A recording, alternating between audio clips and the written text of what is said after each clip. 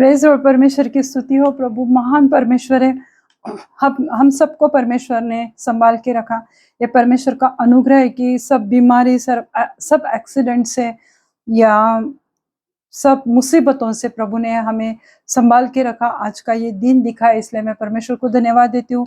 आप सबके लिए परमेश्वर को धन्यवाद देती हूँ कि आप लगातार मेरा वीडियो देखते हैं और कमेंट करते हैं, इसलिए प्रभु को धन्यवाद देते हैं। और परमेश्वर ने ये मुझे बहुत बड़ी फैमिली यूट्यूब चैनल पे दी है, इसलिए मैं प्रभु को धन्यवाद देना चाहती हूँ।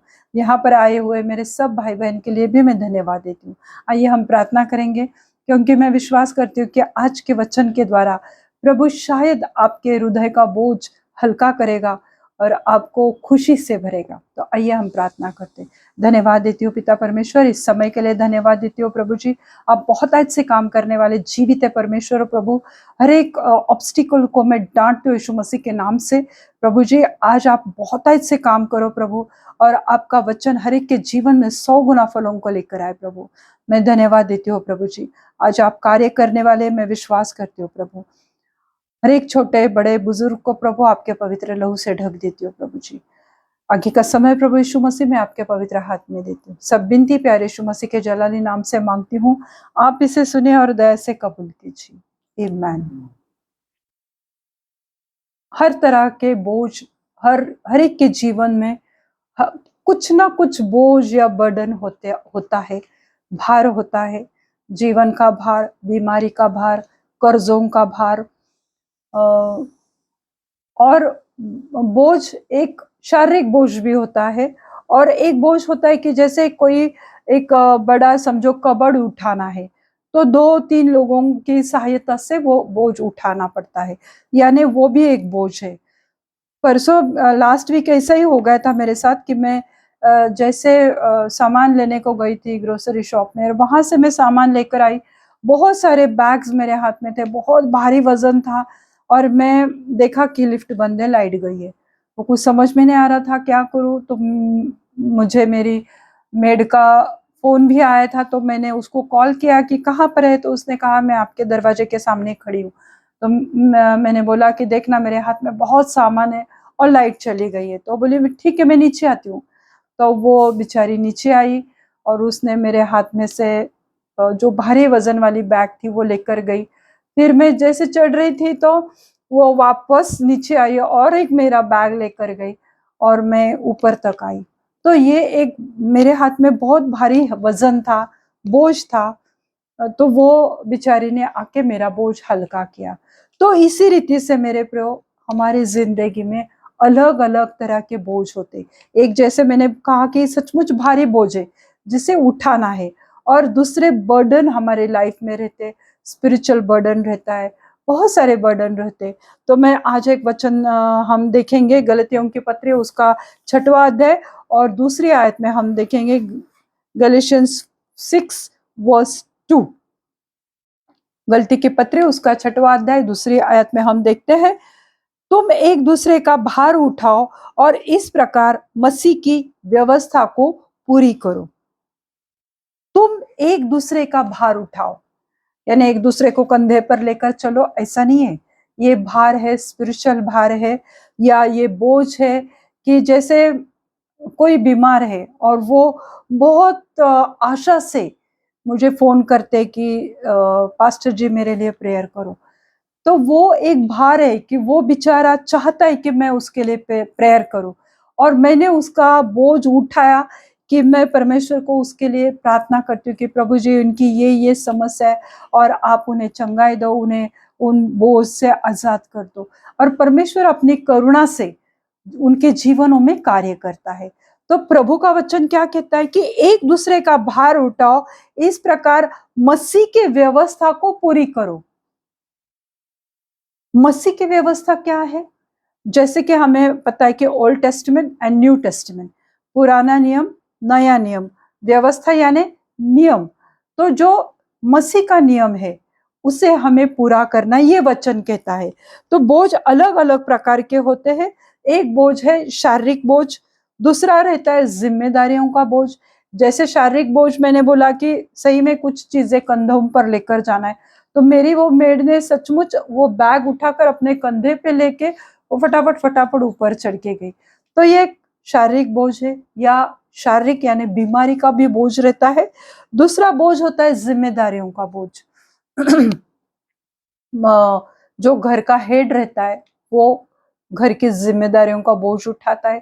कभी कभी पत्नी भी काम करती है, दोनों मिलके घर का बोझ उठाते हैं और घर की जिम्मेदारियों को वो संभालते हैं। माँ बाप अपने बच्चों की सहायता करते, उनको संभालते, पर माँ बाप कभी बच्चों को बोझ नहीं समझते। पर बच्चों को कभी कभी बड़े होने के बाद माँ बाप बोझ लगते हैं और वो जिम्मेदारियां उन्हें बोझ जैसी लगती है। तो वो एक जिम्मेदारी, फिर वो उन्हें जिम्मेदारी का बोझ लगता है। जैसे कभी कभी फैमिली का भी बोझ लगने लगता है, तो वो एक जिम्मेदारियों का बोझ रहता है। बीमारियों का बोझ, जब मेरे प्रियो, जब बीमारी आती है और वो बहुत दिनों तक चलती है या सालों साल चलती रहती है, तो वो जीवन एक बोझ जैसा होता है। फिर लोगों को लगता है कि कब मुझे ये बीमारी से मैं आजाद हो जाऊं, कब प्रभु। तो वो भी एक बीमारियों का बोझ है।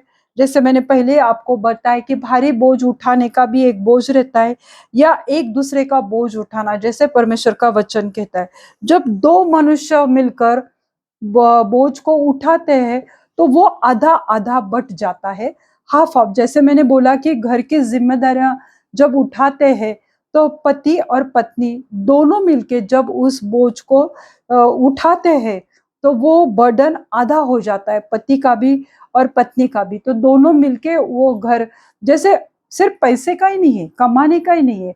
समझो बच्चे, दो बच्चे हैं आपको, और फिर बच्चों को पढ़ाने का भी एक काम रहता है ना, जिम्मेदारी होती है। तो पिताजी है तो वो एक बेटे की पढ़ाई लेता है, माँ दूसरे बेटे की पढ़ाई लेती, मतलब वो बोझ हल्का हो गया, डिवाइड हो गया और एक दूसरे में वो बट गया।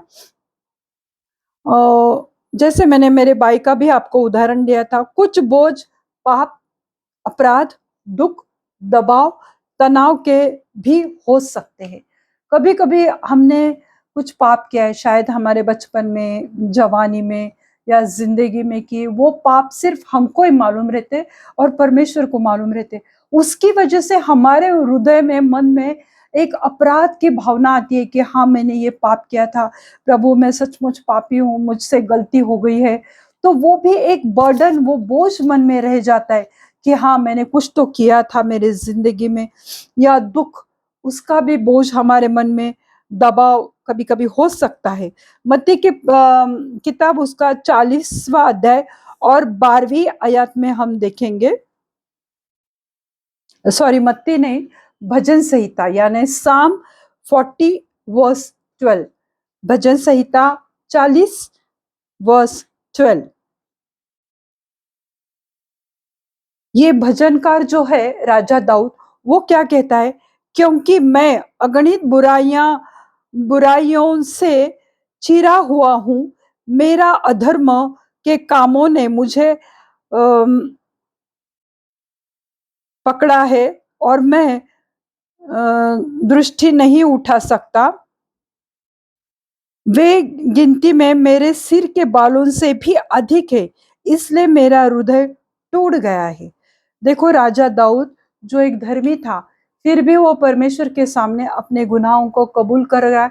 उसके मन में एक अपराध का बोझ है और वो बोझ से कह रहा है परमेश्वर को, क्योंकि मैं अगणित बुराइयों से चिरा हुआ हूं। मुझे पता है प्रभु कि मैंने बहुत अगणित, मतलब अनकाउंटेबल, कि जिसको हम गिन नहीं सकते, इतने अपराधों का बोझ मेरे ऊपर है। मेरे अधर्मों के कामों ने मुझे पकड़ा है। मेरे अधर्मों के काम यानी मेरे पाप, मैंने जो भी गलत किया है, और मैं दृष्टि नहीं उठा सकता, किसके सामने, मनुष्यों के सामने भी और परमेश्वर के सामने भी। जब हम फैमिली में ऐसा कुछ करते हैं तो हम हमारे फैमिली मेंबर्स के सामने आंख उठाकर बात नहीं कर पाते हैं, क्योंकि हमने गलती की है, हमसे पाप हुआ है और वो हमें पता है। तो इसलिए हम दृष्टि उठाकर नहीं देख सकते। तो राजा दाऊद कहता है कि मेरे अधर्म यानी मेरे इतने बुरे काम हैं कि मैं दृष्टि उठाकर नहीं देख सकता। वे मैं वे गिनती में मेरे सिर के बालों से भी अधिक है। यानी हमारे सिर के बाल जो है, जो हम गिन भी नहीं पाते हैं, पर प्रभु को पता है कि हमारे सिर पे कितने बाल है, कितने बाल गिरे, वो प्रभु यीशु मसीह को मालूम रहता है। और राजा दाऊद कहता है कि मेरे सर के भी जितने बाल है, उससे भी मेरे पाप अगणित है, उससे भी ज्यादा मेरे पाप है। प्रभु, मैं तुझसे आंख उठाकर बात नहीं कर सकता, और मेरा हृदय टूट गया है। यानी ये उसका बोझ है दाऊद राजा का। इसका मतलब ये नहीं कि हम सब ने इतने पाप किए। राजा दाऊद ने भी इतने सारे पाप किए, यानी बड़े बड़े पाप नहीं, पर छोटे छोटे पाप हम रोज करते हैं। जैसे झूठ बोलना, मन में कड़वाहट पालना, नफरत पालना, गलत बातें मुंह से निकालना।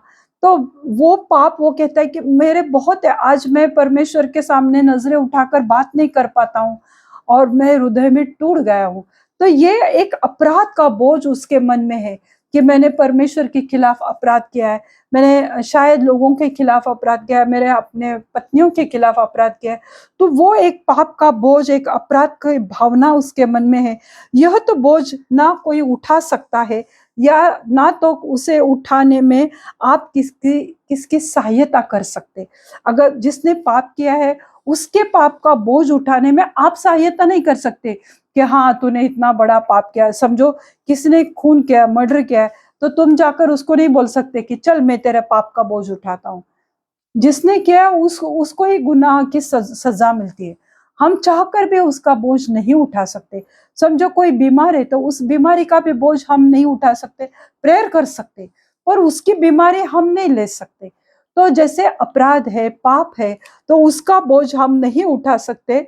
या तो कोई उसे उठाने में आपकी सहायता, यानी हम चाहते कि कोई मेरा बोझ उठाए पाप का, पर कोई दूसरा हमारे पाप का बोझ नहीं उठा सकता।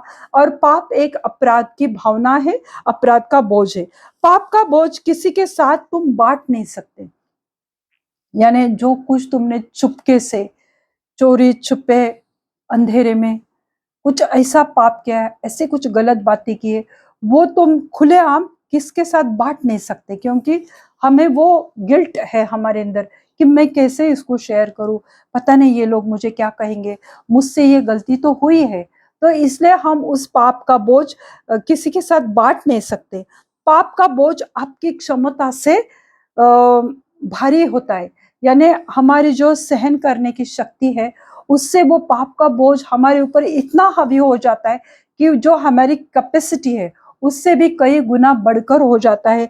फिर लोगों के मन में निराशा आती है। मसीह, अब जैसे कि मैंने ये गलती की किताब उसका 6वां अध्याय 2री आयत में मैंने पहला ही वचन देखा था कि तुम एक दूसरे का भार उठाओ, इस प्रकार मसीह की व्यवस्था को पूरी करो। पुरानी व्यवस्था क्या क्या थी? पुराना नियम क्या था कि अगर तुमने कोई पाप किया है, तुम्हारे से कोई गलती हुई है, तुम्हें कोई बीमारी है, तो उस बोझ को हल्का करने के लिए लोगों को भेंट चढ़ानी पड़ती थी, सैक्रिफाइस देना पड़ता था। या अगर तुम्हारे हाथों से कोई अवज्ञा हुई है, आज्ञाओं को तोड़ा है, नियमों को तोड़ा है तुमने, तो फिर तुम्हें भेंट चढ़ानी पड़ती थी, या अर्पण या सैक्रिफाइस तुम्हें देना पड़ता था। ये पुरानी वाचा, पुराने नियम में ये हुआ था। इसलिए वो जो पुराना नियम है, वो हमें आज हम उसके सब आज्ञाओं के पालन नहीं कर सकते थे। पर प्रभु यीशु मसीह की वाचा, प्रभु यीशु मसीह की व्यवस्था, यानी प्रभु यीशु मसीह ने जो नया नियम हमारे लिए लाया है, तो वो नियम क्या था? प्रभु यीशु मसीह जब उसे उठाया गया आकाश में, वो जीवित होया, वो पुनरुत्थित हुआ, और जब वो उठाया गया तब उसने कहा था सब लोगों से कि मैं तुम्हें एक नई आज्ञा देकर जाता हूँ कि तुम एक दूसरे से प्रेम करो, और तुम जैसे अपने से प्रेम करते हो वैसे ही तुम्हारे पड़ोसी से प्रेम करो। तो प्रभु यीशु मसीह ने ये प्रेम का हमें ये नई वाचा दी, और प्रभु यीशु मसीह ने अपने खुद का समर्पण किया हमारे लिए, अपने आप को सूली पर भेंट चढ़ाई, ताकि हम पापों से या बीमारियों से या कर्जों से आजाद हो जाए, वो बोझ से हम आजाद हो जाए। इसलिए प्रभु यीशु मसीह की ये जो नई व्यवस्था है, तो हम अगर एक दूसरे का बोझ उठाते हैं, एक दूसरे की सहायता करते हैं, एक दूसरे के लिए प्रार्थना करते हैं, उनकी मदद करते हैं, तो वो हम प्रभु यीशु मसीह का जो नया नियम है, जो न्यू टेस्टमेंट है, जो नई वाचा है, जो नई व्यवस्था है, वो हम पूरी करते हैं। ये परमेश्वर का वचन कहता है। तो पर इस वचन में मसीह की व्यवस्था कहा है, तो सब प्रभु यीशु मसीह ने कहा है, तो तुम्हें एक आज्ञा देता हूँ, एक दूसरे से प्रेम करो, जैसे अपने आप से प्रेम करते हो वैसे ही तुम्हारे पड़ोसी से तुम प्रेम करो। ये नई व्यवस्था है। तो प्रभु यीशु मसीह की नई व्यवस्था क्या है कि एक दूसरे से प्रेम करो। जब हम एक दूसरे से प्रेम करते, तभी हम एक दूसरे का बोझ उठा सकते। अगर हमारे घर में कोई बीमार है, तो हम उसकी सेवा करते हैं, उसको डॉक्टर के पास लेकर जाते हैं और उनकी सहायता करते हैं, क्योंकि हम एक दूसरे से प्रेम करते हैं। अगर हम इस रीति से एक दूसरे की मदद करते, सहायता करते, तो वो है प्रभु यीशु मसीह का नया नियम। तो अगर हमने पाप किया है, तो हमें उसके लिए सैक्रिफाइस नहीं देना पड़ेगा। अगर हमने परमेश्वर के नियमों को तोड़ा है, अवज्ञा की है, तो हमें कोई सैक्रिफाइस देने की आवश्यकता नहीं, क्योंकि प्रभु यीशु मसीह की जो नई व्यवस्था है, उसके हिसाब से हमें कोई सैक्रिफाइस देना नहीं पड़ेगा। क्योंकि यीशु मसीह ने आज्ञाओं, विधियों और भेंटों को, जो बोझ पुराने नियम में लोगों के ऊपर था कि कुछ हुआ तो उनको भेंट चढ़ानी पड़ती थी, जैसे मेल बलि, होम बलि, यज्ञ बलि, वो उनको करना पड़ता था। किसी पक्षी का सैक्रिफाइस देना पड़ता था, या किसी जानवर, गाय बैल का सैक्रिफाइस देना पड़ता था। पर वो उसका जो बोझ, नियमों का बोझ, आज्ञाओं का बोझ लोगों के ऊपर, उसके वजह से लोग दब चुके थे। पर प्रभु यीशु मसीह ने जब नई वाचा लेकर आया, तो वो परमेश्वर ने वो बोझ हमारे से निकाल डाला। नियमों का बोझ, आज्ञाओं का बोझ, विधियों का बोझ। पुराने नियम में बहुत सारी विधियां थी, वो सब प्रभु यीशु मसीह ने हमारे ऊपर से वो बोझ को निकाल दिया है। सिर्फ प्रभु यीशु मसीह हमारे पापों का बोझ उठा सकता है। जैसे मैंने पहले बोला कि जो अपराध का बोझ हमारे ऊपर है, या जो पाप हमारे है, तो वो हम किसी के साथ बांट नहीं सकते, या कोई हमारे पाप का बोझ नहीं उठा सकता है। तो हमारे पाप का बोझ कौन उठाएगा? कौन हमें पापों से आजाद करेगा?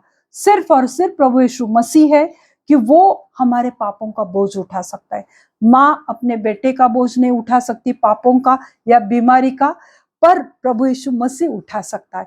यही हमारे लिए एक गुड न्यूज है कि हमारे पाप, जो हमारे बोझ है, हमारे दुख, हमारे दर्द, हमारा अकेलापन, कर्ज, जो भी है, सिर्फ और सिर्फ प्रभु यीशु मसीह हमारे पापों का बोझ उठा सकता है, क्योंकि हमारे पापों की कीमत उसने अदा की है। उसने उसके लिए भुगतान किया है, उसने उसके लिए कीमत भरी है प्रभु यीशु मसीह ने। सभी लोग पापों के बोझ से जकड़े हुए हैं। जो बोझ रहता है, जिनको जिनको पवित्र आत्मा जिनको मिला है, उनको ही सिर्फ पापों का बोझ मालूम होता है। तो बहुत सारे लोग पापों में जकड़े हुए हैं, और पाप सबको अनंत मृत्यु की ओर लेकर जा रहा है। जो लोग पाप करते हैं, तो पाप का जो बोझ उनके ऊपर है, या बोझ नहीं मानते, पर पाप का दंड तो मृत्यु है। तो लोग जो पापों में जकड़े हुए, आज हर एक लोग पाप में फंसे हुए, जकड़े हुए, और पाप की वजह से अनंत काल के लिए इटर्नल वो हेल में जा रहे हैं लोग, यानी वो नरक में जा रहे हैं। इसके लिए प्रभु यीशु मसीह ने आज हमको पापों से छुटकारा दिया है। तो भजन संहिता 55 और 22 हम देखेंगे, Psalm 55 वर्स 22। यानी कुछ तो सॉल्यूशन चाहिए ना, हर एक चीज का एक उपाय रहता है कि तुम बीमार हो तो तुम डॉक्टर के पास जाते हो, इससे तुम्हें दवाई से फर्क नहीं पड़ा, तुम डॉक्टर चेंज करते हो। तो तुम हर एक बोझ का इलाज है, हर एक चीजों का इलाज है, और हमारे पाप का बोझ हटाने के लिए भी इलाज है मेरे प्रियो। जैसे मैंने बोला कि प्रभु यीशु मसीह ने उसका भुगतान किया है, हमारे पापों की कीमत उसने अदा की है। तो 55 और 22 में लिखा है, अपना बोझ यहोवा पर डाल, वह तुझे संभाल लेगा, वह धर्मी को कभी टलने नहीं देगा। यानी आज जो लोग पाप की वजह से, पाप का भार जो उनके ऊपर है, तो उसकी वजह से वो हमेशा के लिए मृत्यु की ओर चले जा रहे, अनंत काल के लिए वो नरक में जा रहे। पर परमेश्वर का वचन क्या कहता है? इतना सुंदर वचन है पुराने नियम का, अपना बोझ यहोवा पर डाल। तब तक प्रभु यीशु मसीह नहीं आया था, इसलिए वचन भजनकार कहता है, राजा दाऊद कहता है कि अपना जो भी बोझ है, जो भी तुम्हारे संकट है, जो भी तुम्हारे मन में निराशा की भावना है, अपराध की भावना है, पाप के अपराध है, पाप तो बहुत तरह के हैं, वो तुम सबको पता है, तो उसका जो बोझ तुम्हारे ऊपर है, जैसे दाऊद राजा कहता है कि मेरे अधर्म इतने बड़े हैं, मेरे पाप इतने ज्यादा है, जैसे मेरे बाल, मेरे सर पे जितने बाल है उससे भी कई गुना मैंने अपराध किए हैं। तो ये सब अपराधों का बोझ लेकर जब लोग चलते हैं, तो वहीं पर राजा दाऊद दोबारा कहता है, अपना बोझ यहोवा पर डाल दे, वह तुझे संभालेगा। हालेलुया। तो आज ये गुड न्यूज है कि अपना बोझ प्रभु पर डाल दो, चाहे वो बीमारी रहेगा, चाहे वो कर्ज रहेगा, चाहे वो पाप रहेगा, जो कुछ भी रहेगा, तुम्हारे जीवन के बोझ है, बर्डन है, समस्या है, उसको प्रभु पर डाल दो। और देखो, जब हम ऐसा सिर्फ बोलने से करेंगे ना, सिर्फ मन में ऐसा सोचेंगे नहीं, तुम बोलो और प्रैक्टिकली विश्वास करो कि हाँ, मेरा बोझ प्रभु उठाएगा, मेरी ये बड़ी बीमारी परमेश्वर के लिए असंभव नहीं है, वो उसको संभव है, वो मेरे लिए सहायता करेगा, वो मेरी मदद करेगा, अपने स्वर्गदूत मेरे लिए भेजेगा, जो बंद दरवाजे हो गए वो मेरे लिए खोलेगा, मुझे परमेश्वर आजाद कर देगा।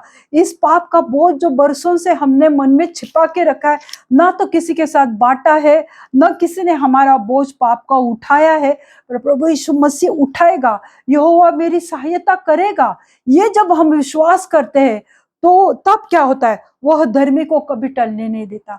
जो धर्मिकों ने जो विश्वास करता है, भले तुमने कितने भी पाप किए, पर तुम्हारे अंदर विश्वास है कि जीवित परमेश्वर मेरे साथ है और वो मुझे कभी टलने नहीं देगा, यानी मुझे मिटने नहीं देगा, हमेशा के लिए मुझे नरक में नहीं जाने देगा, वो मुझे संभालेगा, वो मुझे उठाएगा, मेरे बोझ को वो हल्का करेगा। मरकुस 10 और 35वां वचन हम अगर देखते हैं, मरकुस 10 वर्स 45, यानी मार्क 10 वर्स 45 हम देखते हैं। नए पुराने वाचा में हमने देखा कि लोग यहोवा को दुहाई देते थे, जो यहोवा के ऊपर भरोसा करते थे। तो वहां पे लिखा है, अपना बोझ यहोवा पर डाल दे। जो भी बोझ है मेरे प्रियो, वो परमेश्वर के हाथ में दे दो, और फिर देखो परमेश्वर तुम्हारी किस रीति से सहायता करता है, और वो तुझे संभालेगा। जो भी बोझ है तुम्हारे जीवन के, जो भी तुम्हारे शारीरिक बोझ है, तुम्हारे जीवन के बोझ है, तुम्हारे संसार का बोझ है, तुम्हारे फैमिली की परेशानियां हैं, जो भी है मेरे प्रियो, परमेश्वर पे डाल दे, वो तुझे संभालेगा और वो धर्मी को कभी टलने नहीं देगा। अब नए नियम में परमेश्वर का वचन क्या कहता है? क्योंकि मनुष्य का पुत्र इसलिए नहीं आया कि उसकी सेवा टहल किया जाए। यानी आज हम देखते हैं जो बहुत बड़े बड़े परमेश्वर का वचन देने वाले पास्टर है, या बहुत बड़े बड़े गुरु रहते हैं, माता रहती है, तो उनके सेवा करने के लिए बहुत उनके शिष्य उनके आगे पीछे मंडराते हैं, उनको पंखा देते हैं, हवा करते हैं, उनके पैर धोते हैं, और उनके सामने बहुत सारे फ्रूट्स रखे जाते हैं, खोखा भर के उनको पैसे भी देते हैं लोग। तो ये क्या हुआ कि वो लोग तुम्हारे लिए कोई भविष्यवाणी की, तो उसके लिए उनको उनकी सेवा कर की जाती, सेवा टहल करना, यानी उनके पैर दबाना। ये विश्वासी लोगों के यहाँ नहीं होता है, पर कहीं और जगह पर मैंने देखा है कि ऐसा होता है कि उनको बहुत सारे पैसे देते हैं, सोना देते हैं, चांदी देते हैं, फिर उनके पैर दबाते हैं, उनके लिए पंखा चलाते हैं। ये क्या हुआ कि सेवा टहल करवा के ले रहे कि मैं बहुत बड़ी माता हूँ, मैं बहुत बड़ा गुरु बैठा हूँ तुम्हारे सामने, तो मेरी सेवा करो। तो प्रभु यीशु मसीह खुद परमेश्वर था, वो खुद खुदा था, फिर भी उसने सेवा टहल नहीं की। उसके जो 12 चेले थे उनको नहीं कहा चलो मेरे लिए खाना लेकर आओ, चलो मैं बहुत चलते चलते थक गया हूँ, मेरे पैर दबा दो, मेरे कपड़े धुलवा दो। उसने ऐसा कभी नहीं किया। उसने हमेशा लोगों की सेवा की है। तो इसलिए वो वचन प्रभु यीशु मसीह अपने चेलों को कह रहा था कि मनुष्य का पुत्र इसलिए नहीं आया कि उसकी सेवा टहल की जाए, पर इसलिए आया कि आप सेवा टहल करें और बहुतों को छुड़ौती के लिए अपना प्राण दे। प्रभु यीशु मसीह कहता है कि मैं इस जगत में इसलिए आया कि मैं लोगों की सेवा करूं, बहुतों को छुड़ौती दो। किस बात की छुड़ौती? तुम्हारे बोझ हल्का करने का, तुम्हारी बीमारी का बोझ हल्का करने का, तुम्हारे पापों का बोझ मिटाने के लिए, तुम्हारे पाप मिटाने के लिए। उसके लहू के द्वारा हमारे पापों को उसने धो डाला, मिटाया। तो वो वही मत्ती के मरकुस में कह रहा है कि मैं सेवा टहल करने नहीं आया। अभी देखो छोटे मोटे प्रीचर रहते हैं, किसी के घर में गए सेवा करने, यानी वचन सिखाने, वचन बताने को, तो वो राह देखते हैं कि अभी कब मेरे लिए चाय लाएंगे ये फैमिली, या शायद मुझे खाना देंगे। वो इस आशा से भी, ऐसे है बहुत सारे लोग कि उनको वो 2-2 3-3 घंटा बैठते हैं उनके घर में, वो फैमिली बेचारी बोर हो जाती है बाद में, उनको भी सोने का रहता है, खाना खाने का रहता है, पर वो अपना टाइम लेते हैं ताकि उनकी सेवा की जाए, उनको चाय दो, उनको खाना मिले। ये हिसाब से भी कोई कोई सेवक तुम्हारे घर में आते, यानी उनको पैसा भी दो, उनको खाना भी दो। तो वो क्या हो गया, उन्होंने आपसे सेवा कराई है। ये तो गलत बात है परमेश्वर की नजर में, क्योंकि प्रभु यीशु मसीह खुद कहता है कि मैं सेवा टहल करने नहीं आया। हालांकि उसने इतने चमत्कार किए कि उसकी सेवा टहल करना तो जरूरी था, पर वो कहता है कि मैं ये सब करने नहीं आया। तो मैं क्या करने आया? इसलिए आया कि आपकी सेवा टहल की और बहुतों को छुड़ौती के लिए अपना प्राण दे, बहुतों को छुड़ाने के लिए। किस बात से छुड़ाने के लिए? जैसे मैंने पहले बोला कि जो बर्डन है तुम्हारे ऊपर, जो एक काम का बोझ है, लोगों के ऊपर काम का भी बोझ है मेरे प्रभु। आज इतना आईटी कंपनी में देखो या छोटे कंपनी में देखो या ऑफिस में देखो, हर जगह पर एक कंपटीशन है, हर जगह पे तुमको टारगेट दिया जाता है और तुमको वो टारगेट पूरा ही करना पड़ता है। तो काम का बोझ इतना रहता है मेरे प्रियो कि वो लोग थक जाते हैं मेरे प्रियो। आज नाइट शिफ्ट, डे शिफ्ट, इतने शिफ्ट में आज यूथ काम कर रहे हैं और वो थक चुके हैं मेरे प्रियो। पर परमेश्वर के पास तुम मांगो, परमेश्वर तुम्हारा वो बोझ हल्का कर देगा, परमेश्वर तुम्हारे ऑफिसर के भी मन में काम करेगा। तो परमेश्वर प्रभु यीशु मसीह कहता है कि मैं सेवा टहल करने नहीं, पर तुम्हें छुड़ौती देने, तुम्हें उद्धार देने, तुम्हें स्वर्ग का राज देने आया हूं। क्योंकि वो कहता है कि तुम उसके वारिस हो, तुम उसके ले पालक हो, तुम उसके बच्चे हो। और वो जैसे कि एक राजा के बच्चे, राजकुमार या राजकुमारी किस तरह से राज करते, तो प्रभु कहते हैं कि वो जीवन में तुम्हें देना चाहता हूं। मैं इस रीति से तुम्हें आशीषित करना चाहता हूं कि तुम सब बोझ से छुटकारा पाओ और एक खुशहाली आनंद का जीवन तुम जियो। चाहे टेंशन रहेगा, पर परमेश्वर के हाथ में दे दो और अपने आप को एकदम रिलैक्स कर दो, शांत कर दो अपने आप को। दूसरे दिन परमेश्वर तुम्हारे लिए अद्भुत काम करेगा, क्योंकि तुमने वो भरोसा रखा, तुमने वो विश्वास रखा कि प्रभु मेरा बोझ हल्का करेगा। एक लास्ट वचन हम देखते हैं, मत्ती की किताब उसका 11वां अध्याय और 28वीं आयत हम देखेंगे। Matthew 11 verse 28।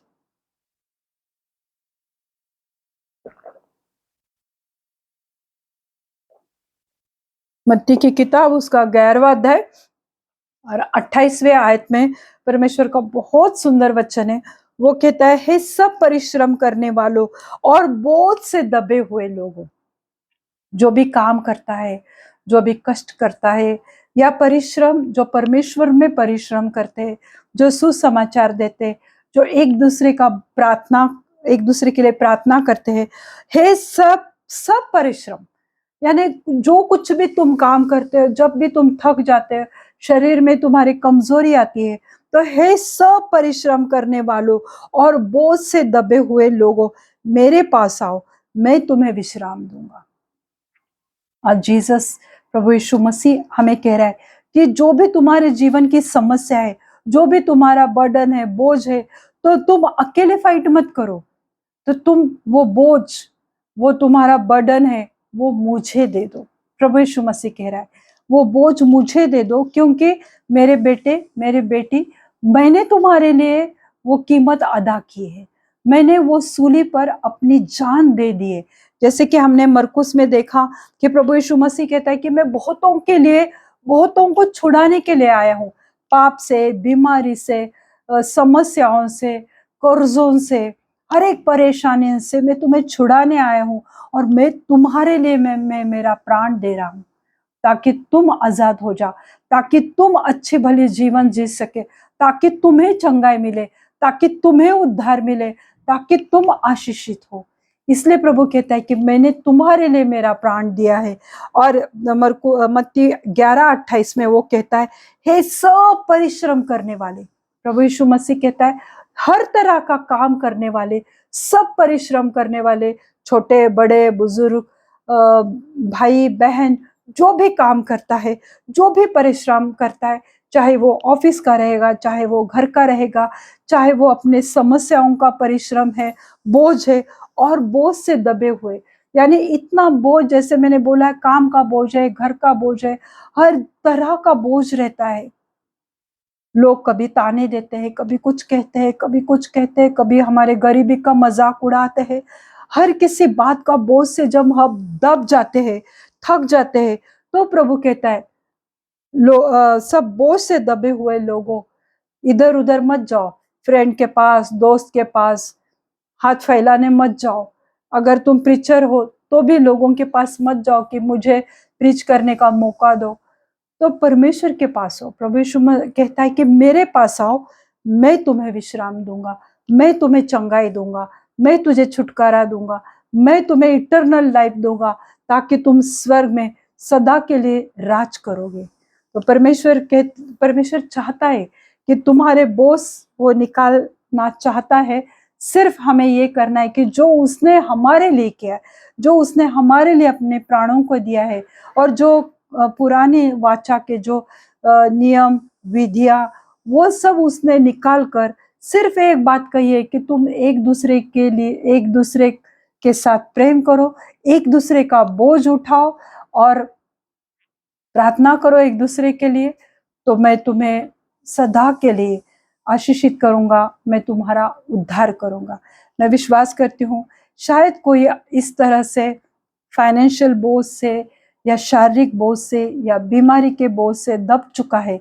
आज प्रभु तुम्हें कह रहा है कि तुम ये इसका उसका सहारा मत ढूंढो, पर मेरे पास आओ, और मैं तुम्हें विश्राम दूंगा, मैं तुम्हें चंगाई दूंगा, मैं तुम्हें शांति दूंगा, और मैं तेरा उद्धार करूंगा। मैं विश्वास करती हूँ कि आज के इस वचन के द्वारा प्रभु ने आपसे बात की है। आइए हम प्रार्थना करते हैं। धन्यवाद देती हूँ प्रभु यीशु मसीह, इस वचन के द्वारा प्रभु आज आपने ऐसे हर कोई बोझ से दब चुका है, थक चुका है, अपने जीवन से हार चुका है प्रभु, आज आपने उनको अपने वचन के द्वारा उनसे बात की प्रभु जी। मैं धन्यवाद देती हूँ प्रभु इस वचनों के लिए प्रभु, कि आप हर एक के जीवन में कार्य करने वाले जीवित परमेश्वर हो प्रभु। धन्यवाद देती हो प्रभु जी। प्रभु आपकी इच्छा के अनुसार प्रभु आज आप कुछ लोगों को हमारे जिंदगी से हटाते हो, ताकि नए लोग हमारे जीवन में आ सके प्रभु। जिन लोगों की हमें जरूरत नहीं प्रभु, ऐसे लोगों को आप हटाते हो प्रभु, और नए लोगों को हमारे से जुड़ाते हो प्रभु जी। मैं धन्यवाद देती हूँ प्रभु जी कि आप ये सब काम करने वाले महान परमेश्वर हो। आज प्रभु हमें किसी बात का दुख लगता है, दर्द होता है प्रभु जी, और वो एक चीज हमारे मन में एक बोझ की तरह हो जाती है प्रभु, पर आप हमारे उन बोझ को निकालने वाले परमेश्वर हो। जो चीजें हमें हमारे लिए अच्छी नहीं है प्रभु, आप उनको हमारे जीवन उनसे हटाते हो प्रभु जी, और जो हमारे लिए भली है, अच्छी बातें हैं, वो उनको हमारे जीवन में आप लाते हो प्रभु जी। पर आप कहते हो कि यहोवा पर भरोसा करो, ताकि वो तुम्हें संभालेगा, वो तुम्हें आशीषित करेगा।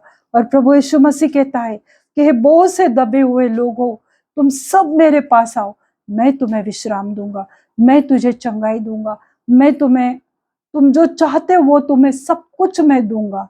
हाँ प्रभु जी, आपने ये बड़ा सा अभिवचन हमारे जीवन में दिया है प्रभु। आज लोगों ने ये वचन को लेना चाहिए और कन्फेस करने की उन्हें इच्छा दो प्रभु, कि आप उनके बोझ को निकालना चाहते हैं प्रभु जी। धन्यवाद देती हो परमेश्वर। ऐसे जो भी बीमारियों से गुजर रहे लोग प्रभु, अपने बीमारी से थक चुके हैं प्रभु, और मौत का इंतजार कर रहे मेरे जीवित परमेश्वर, आज आप उनके जीवन में कार्य करो प्रभु जी। और जो मौत की आस लगा के बैठे प्रभु जी, जो शैतान वही चाहता है जो वो सोच रहे प्रभु जी, पर आज मैं मांगते हो प्रभु जी, ऐसे लोगों को आपकी चंगाई से भर दो प्रभु जी। जो कैंसर के पेशेंट है, एड्स ट्यूमर के पेशेंट है प्रभु, उनके जीवन में कार्य करो प्रभु, और उन्हें बहुत से चंगाई से भर दो प्रभु। नया जीवन प्रभु उनके जीवन में ला दो प्रभु, और उनको खुश कर दो प्रभु जी। जो बीमारी को बोझ लेकर वो अपने बिस्तर पे पड़े प्रभु, वो बिस्तर से उन्हें उठाओ प्रभु, और अपनी चंगाई से उन्हें भर दो मेरे जीवित परमेश्वर। प्रभु यीशु मसीह में प्रार्थना करती हूँ मेरे जीवन देने वाले परमेश्वर, कि जो भी अलग अलग तरह की बीमारियों से गुजर रहे, अर्थराइटिस है प्रभु जी, जिनके हड्डियों में कमजोरी है प्रभु जी, shoulder pain, tennis elbow, spondylitis, कमर का दर्द, घुटने का दर्द, हर एक एडी का दर्द, हर एक दर्द को मैं डांटती हूँ यीशु मसीह के नाम से प्रभु जी। आज अभी इसी वक्त प्रभु उन्हें चंगाई दो प्रभु। उनके जॉइंट्स जो पूरे तरह से जकड़ चुके हैं प्रभु, वहां पर आपका पवित्र लहू में लगाती हूँ प्रभु। वो जॉइंट्स में आपका पवित्र लहू बहने दो प्रभु, और उनके सब अकड़न को, जकड़न को निकाल दो यीशु मसीह के नाम से प्रभु। वो बोझ है प्रभु उनके शरीर में प्रभु, वो बोझ को निकाल दो मेरे जीवित परमेश्वर। प्रभु यीशु मसीह में आज प्रार्थना करती हूँ, जो भी फाइनेंशियल क्राइसिस से जा रहे, जो आर्थिक समस्याओं से जा रहे प्रभु, उनकी सहायता करो प्रभु। उसके बोझ से वो दब चुके हैं प्रभु, उनके पास शायद खाने के लिए भी पैसे नहीं रहेंगे प्रभु। आज आप उनके जीवन में कार्य करो प्रभु। उन्होंने इस वचन पर पूरी रीति से भरोसा करे वो प्रभु, ताकि आप उनके जीवन में ऐसे बंद दरवाजों को खोल कर प्रभु उन्हें बहुत अच्छे आशीषित करोगे प्रभु, क्योंकि आपका वचन कहता है कि मैं बहुतों को छुड़ौती के लिए मैं आया हूँ। हाँ प्रभु जी, आज ऐसे कर्जदार, जो लोग कर्ज में डूब चुके हैं प्रभु जी, मौत चाहते हैं, सुसाइड करना चाहते हैं प्रभु जी, आज आप उनके घरों में, उनके जीवनों में कार्य करो प्रभु, और उनकी फाइनेंशियल कंडीशन अच्छी कर दो प्रभु। प्रभु जी मैं प्रार्थना करती हूँ परमेश्वर, जो भी टीबी के पेशेंट है प्रभु जी, हर्निया के पेशेंट है प्रभु, उनके जीवन में कार्य करो प्रभु, और उन्हें बीमारी से छुटकारा दो मेरे जीवित परमेश्वर। हाँ प्रभु यीशु मसीह में प्रार्थना करती हूँ प्रभु जी, कि जो भी परमेश्वर डायबिटीज, शुगर के पेशेंट है, थायराइड के पेशेंट है, बीपी के पेशेंट है प्रभु, हर एक का बीपी, थायराइड और शुगर लेवल नॉर्मल हो जाए यीशु मसीह के नाम से, क्योंकि प्रभु आपने उनका बोझ उठाया है प्रभु। आज उन्हें विश्वास करने की आवश्यकता है प्रभु, कि आप उन्हें चंगाई देने वाले परमेश्वर हो प्रभु। प्रभु मैं प्रार्थना करती हूँ परमेश्वर, कि जिनके भी जो भी शारीरिक समस्या है प्रभु जी, पीसीओडी की समस्या के लिए प्रार्थना करती हूँ, कि प्रभु जी उस बीमारी को मैं जड़ से उखड़ कर अग्नि में भस्म करती हूँ प्रभु, क्योंकि आपने हमें ये शरीर दिया है, इसमें कोई भी बीमारी नहीं है, क्योंकि आप चंगाई देने वाले, चंगा करने वाले परमेश्वर हो प्रभु जी। हाँ प्रभु यीशु मसीह मैं प्रार्थना करती हूँ हर्निया के पेशेंट के लिए, पथरी के स्टोन के पेशेंट के लिए, किडनी फेलियर के लिए प्रार्थना करती हूँ, जिनके भी किडनी में प्रॉब्लम है, स्टोन है प्रभु जी, हर्निया है, पेट की बीमारी है प्रभु, हर एक दर्द बीमारी को डांटू मैं यीशु मसीह के नाम से प्रभु। इसी वक्त प्रभु उन्हें चंगाई दो मेरे जीवित परमेश्वर, उन्हें छुओ प्रभु, उनके घरों में प्रभु आपका अभिषेक उतर कर आने दो प्रभु, और उन्हें चंगाई से भर दो मेरे जीवित परमेश्वर। प्रभु जी मैं प्रार्थना करती हूँ ऐसे कपल्स के लिए जो बच्चों के लिए प्रार्थना कर रहे हैं प्रभु, उनके शरीर में अगर कोई कमी घटी यीशु मसीह के नाम से वो निकल जाए प्रभु, और उन्हें अच्छे तंदुरुस्त भले ज्ञानी बच्चे से आशीषित करो प्रभु जी।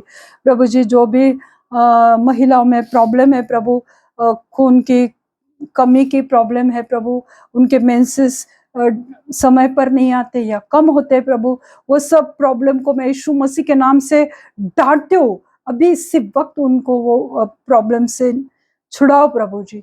या जिनको खून बहने, ज्यादा खून बहने की समस्या है प्रभु, उनका वो समस्या चली जाए। जिनके भी यूट्रस में फाइब्रॉइड है प्रभु, वो निकल जाए यीशु मसीह के नाम से प्रभु।